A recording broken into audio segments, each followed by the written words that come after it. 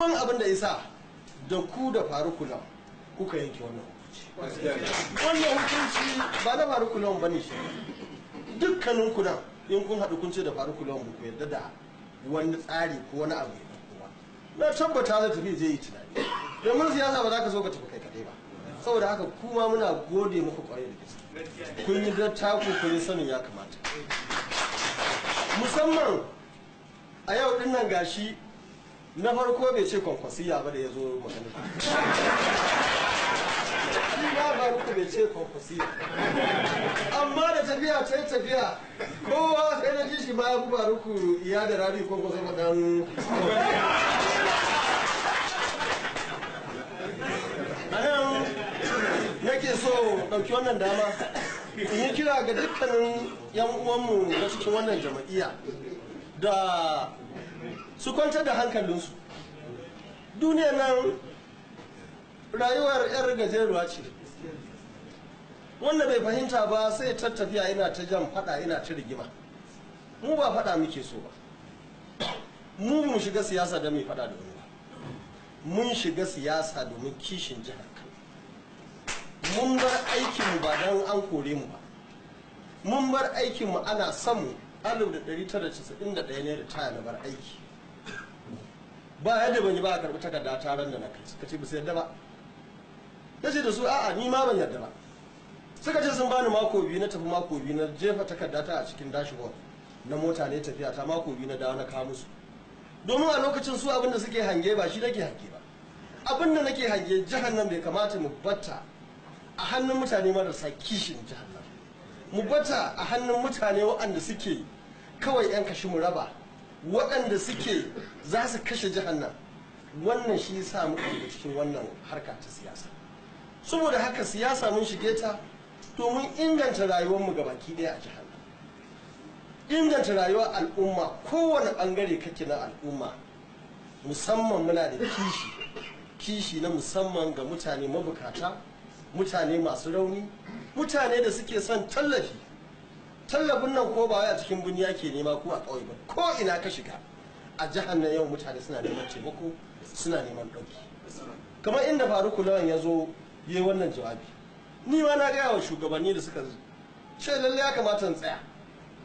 Na gaya musu sadaukar da kai, babu riba ɗaya. Na gaya musu na yi tunani dubu, a cikin dubun nan ban ga abin da Rabi Kwankwasa shi kansa zai samu sabo wanda yake ɗauki a kansa.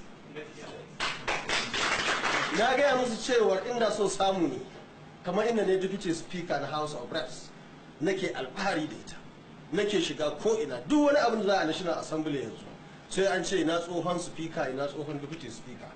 Mu muhimman mutane ne, wannan shafi ne na musamman muna alfahari.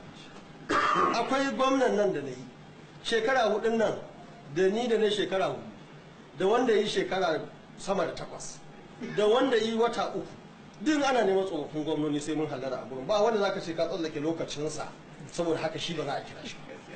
Saboda haka wannan shafi ne wanda aka yi shi muhimmi aka rufe. Akwai minista na defense, duk inda na shiga yanzu, ko in je gidan gwamna ya ga tsohon gwamna an karbe shi, ko mu shiga bariki, in muka shiga bariki aka ce Rabi Kwankwasa ya zo, ko da farar riga ne ko da wace riga ce in ka shiga sai an ce ga wannan abin alfahari ne. Wannan muka so a sake bude wani sabon shafi, to amma Allah cikin ikonsa mutane masu daraja masu mutunci a cikin jama'iyyar nan sun ce a'a Rabi Kwankwasa muna son ka dawo ka zo ka taimaka guraren da suka lallankwashe din nan a nikar da su.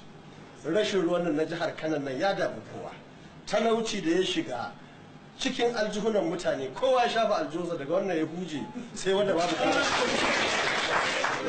Waɗannan abubuwa harkar ilimi ba a magana.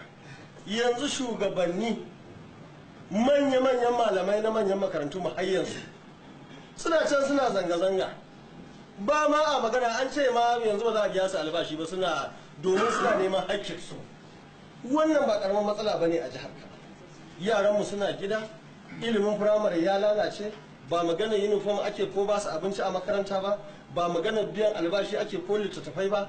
Yanzu abinda ake magana kurin sharholiya a jihar Kano. Wannan abu ne wanda yake duk wani ɗan kishin ƙasa kamar irin farukun nan yadda ya kamata shi ba kamar ni ma inda na yi zaɓi na yana wani guri aka ce ka taho ni ma na bari na ce ya kamata a zo domin mai domin aiki gashi a gida bai kamata ka tafi can kana je kana dukan iska a waje wannan abu ne mai matuƙar muhimmanci kuma ina kira ga mai girma chairman da ya ɗauki mataki ga dukkanin mutane wanda suke cikin jama'iyyarmu wanda suke zaton ko ni Rabi Kwankwaso ko Faruku Iya ko Faruku Lawan ko Kanal Yakubu Bako ko wani a cikin elders din nan ya bata masa rai cewa man ku je ku bashi hakuri ya ta koya zuwa aikin da